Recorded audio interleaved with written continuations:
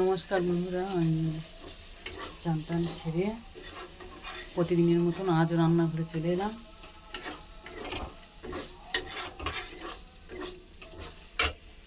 আজকে রান্না করছি কাঁঠালের ইঁচড় রান্না করছি। ইঁচড় রান্নার জন্য আমি সব এখানে সব মশলা, যা যা প্রয়োজনীয় মশলা লাগে সব কিছু তেলের মধ্যে দিয়ে দিচ্ছি।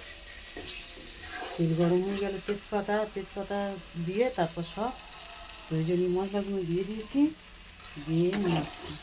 মশলাটা ভাজা ভাজা হয়ে গেছে। আগে থেকে এই সব সিদ্ধ করে রেখে দিয়েছি, ইঁচড়, আলু, ছোলা সব সিদ্ধ করে রেখে দিয়েছি। এর মধ্যে এখন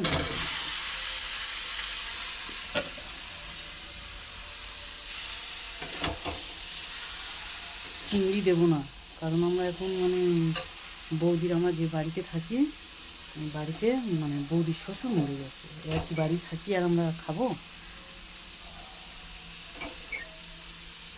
তাই চিংড়ি দিচ্ছি না। শুধু সব কিছু দিয়েছি, খালি চিংড়িটা দিই।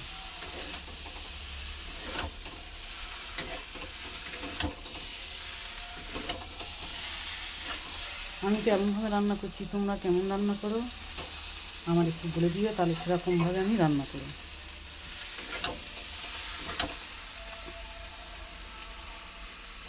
কমেন্টে জানাবে তোমরা কেমন রান্না করো। আমি তো এমন রান্না করি, আমি এমনি করে রান্না করছি।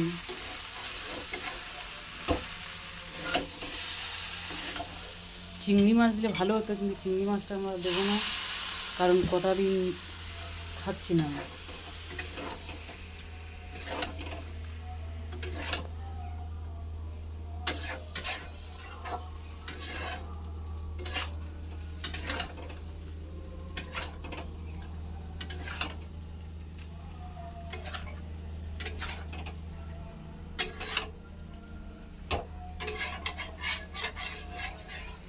তাই নীলের উপোসটাও করলাম না, কারণ আমাদের বাড়ি মরে গেছে আর একই বাড়ি থাকি, খাওয়া খাই একসাথে হচ্ছে সব, ওই জন্য নীলের উপোসটাও করলাম।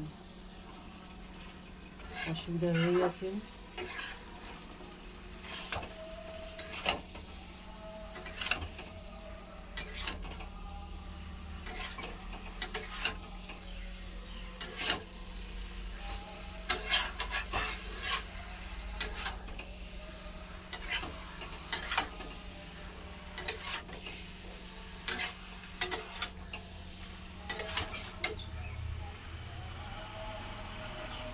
তো চলো আমি এখন কষাতে থাকি।